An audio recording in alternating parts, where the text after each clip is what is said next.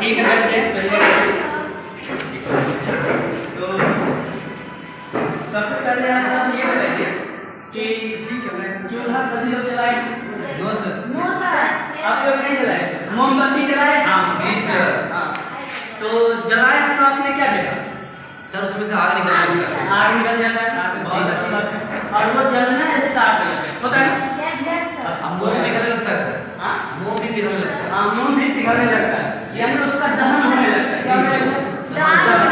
तो आज का जो हमारा टॉपिक रहेगा ना, वो रहेगा दहन।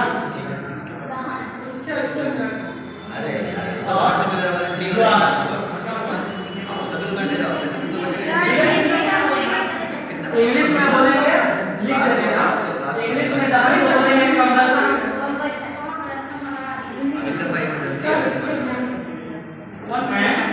ज्वाला को बोलेंगे फ्लेम, FLAME।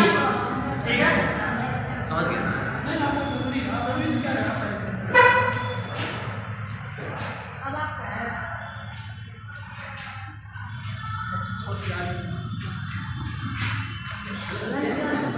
तो चलिए सबसे पहले हम बता देते हैं कि कंबसन होता क्या है, ज्वाला क्या होता है।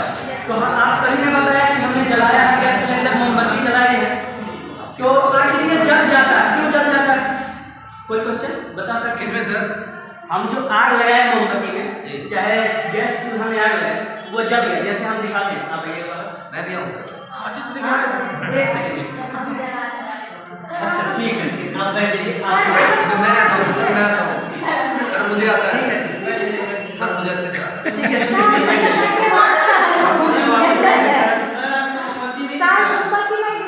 छोटा सा। अब जब जलेगा नहीं तो दिखेगा। सर ये बर्थडे वाला मेरा था। जल रहा है जी सर। अभी इन्होंने आग लगाया। छोड़ दो तुम लोग गजब। अभी इन्होंने आग लगाया और ये क्या हो गया? आखिर ये क्यों जल गया? क्योंकि आपने जलाया। जलाया तो ये बस सही बात है। हाँ, आपने बहुत अच्छा बताया। ऑक्सीजन, प्रेजेंस ऑफ ऑक्सीजन के कारण, ऑक्सीजन ऑक्सीजन की उपस्थिति के कारण। इसको क्या मैं बंद कर सकता हूँ? ठीक। तो मोमबत्ती जब जली तो दहन के बारे में हम बता रहे थे कि दहन तभी होगा जब ऑक्सीजन की उपस्थिति होगी। तो दहन वह माध्यम है जिसके द्वारा कोई पदार्थ ऑक्सीजन की उपस्थिति में जलकर हमें दो चीज देते हैं। पहला तो उष्मा देते हैं। आप इसके पास जब जलाया मैंने, आप हाथ लगाते तो आपको गर्मी महसूस होगी। और दूसरा लाइट दिया है। हाँ, लाइट मतलब प्रकाश भी दिया है। तो दहन के माध्यम से हमें दो चीज मिली। कौन कौन सी चीज मिली? Heat and light. अब ये दहन की बात तो हो गई कि दहन से जो है हमें कितने चीज मिले? दो चीज मिले।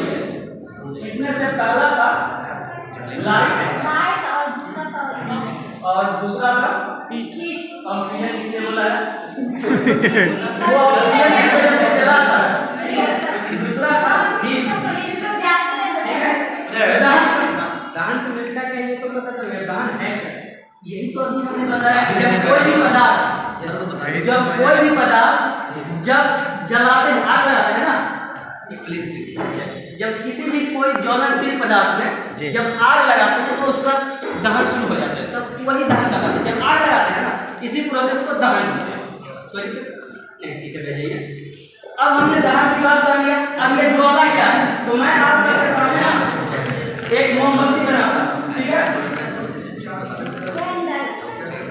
हाँ, कैंडल बनाते हैं।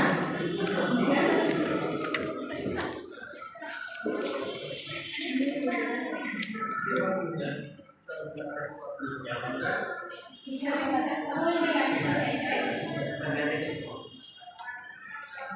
ठीक है, ये मोमबत्ती है। अब उतना अच्छा नहीं बना होगा तो इसके लिए कहिए ना, हमको फ्यूल रोड उतना जरूरत नहीं है। अब ये जल रहा है। ठीक है, अब ये मोमबत्ती जब जल रही है तो ये ज्वाला क्या है मैं को बता। जब ये मोमबत्ती जली ना तो इसके लौ को क्या कहते हैं? ज्वाला कहते हैं। इसके लौ को क्या कहते हैं? ज्वाला कहते हैं। जब कोई भी पदार्थ को जलाते हैं तो उससे जो लौ निकलता है उसे क्या कहते हैं? ज्वाला कहते हैं। कोई दिक्कत ज्वाला में नहीं। अब इस ज्वाला के जो है ना, ज्वाला के जो है 3 क्षेत्र होते हैं। कितने क्षेत्र होते हैं ज्वाला के? कितने क्षेत्र? 3 क्षेत्र। 3 क्षेत्र।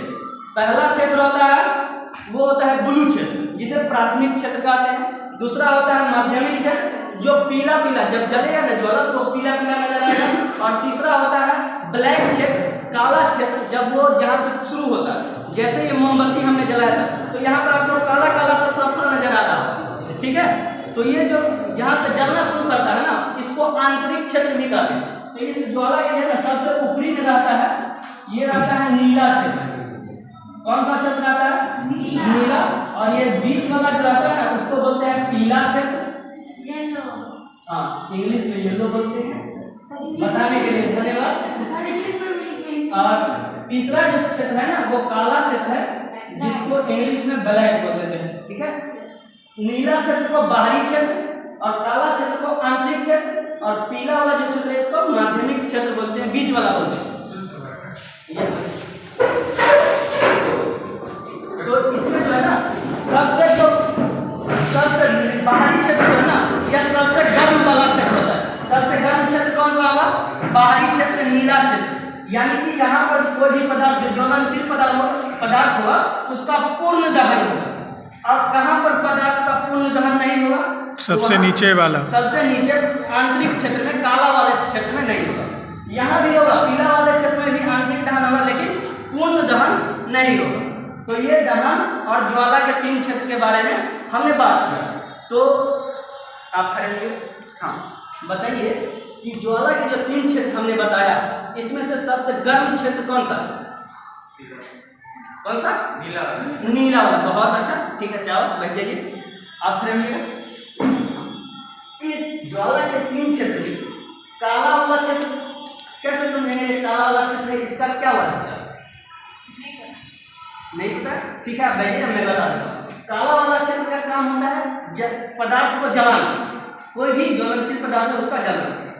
तो ये हमने दहन और ज्वाला की बात कर दी, ठीक है। मिनटा से कम हो गया इसको?